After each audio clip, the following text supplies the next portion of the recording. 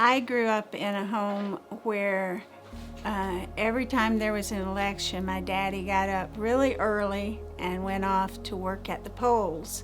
So voting became something that I was excited about doing when I got old enough, and something I really believed was important. I never had an opportunity to cast what I would call a truly independent and private vote until I was a little over 50 years old. Before that, I always had to involve someone else in my voting efforts. So I was ecstatic when I came out of the polling place the first time I used a voting machine where I could listen to the ballot and make my own selections.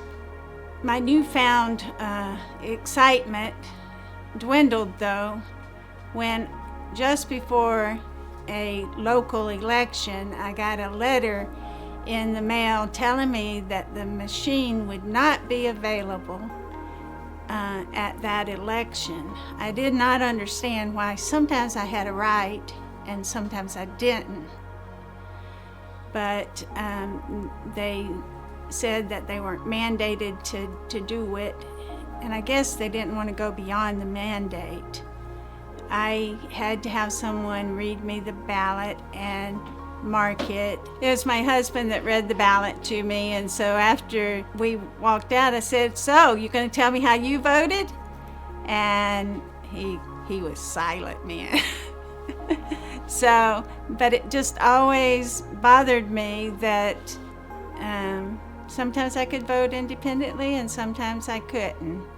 It just seemed like my right was being violated. So nowadays we have a ballot marking machine.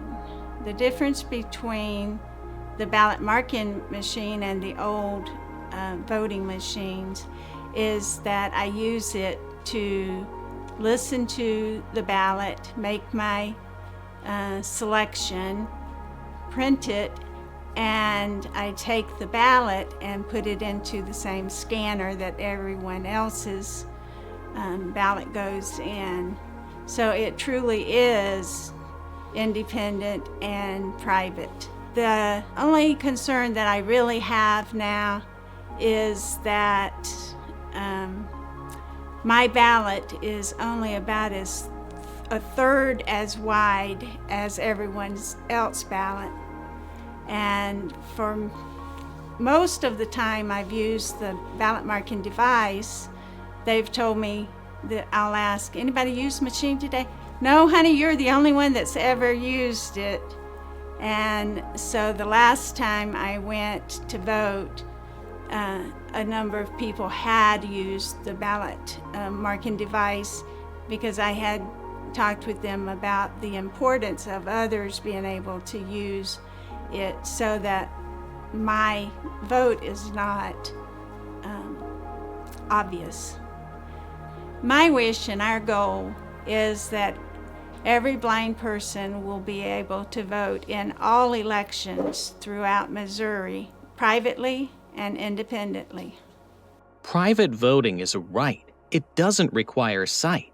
The National Federation of the Blind, NFBMO.org.